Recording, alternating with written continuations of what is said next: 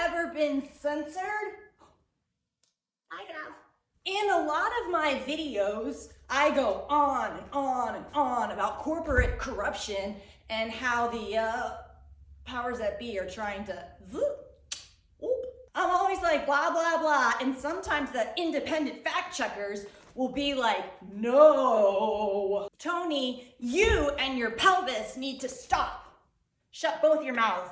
Of course, when this happens, I feel like a bad girl.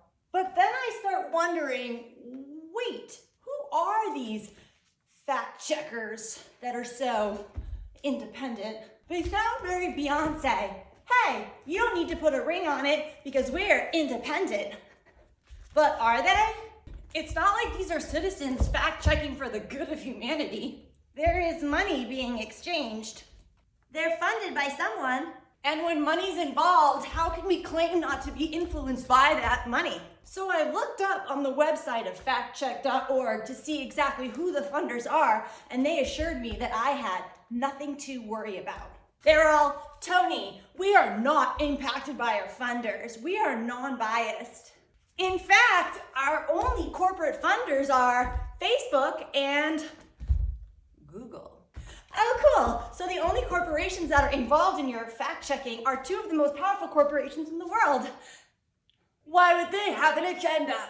They're not involved in protecting corporate interests at all. So then factcheck.org is like, relax. We're also supported by the Annenberg Foundation. They're a nonprofit, so. Oh, right, duh, my bad. They're just a nonprofit with a $1.3 billion endowment profile. It doesn't matter that the vast majority of that money is invested in the stock market. They don't have corporate interests on their minds at all. Fact checkers have corporate ties, and I know it's easier to believe that those ties don't tie them down, but I'm personally all knotted up. That's what's so hard for us right now. Media companies are intimately entangled with corporate interests. Because they're for-profit entities, they're not going to do anything to sever that connection. The news will always be displaying a loyalty to the status quo because that's how the company survives. So who do we trust for information? Your uncle, who insists that Queen Elizabeth is a time-traveling vampire and she has satanic rituals at the Denver airport? I mean, I did hear it was the hub of all evil. I don't think we need anyone to tell us that corporations have nefarious intentions.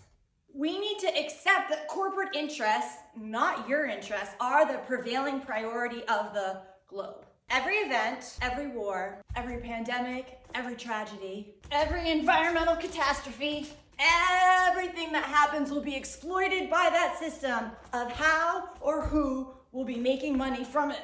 There will always be the pretense that something deeper, more honorable, more significant is happening, but there isn't. In a capitalist society where money is the ultimate goal, whatever the question, money is always the answer. We already know the truth. We just don't want it to be true.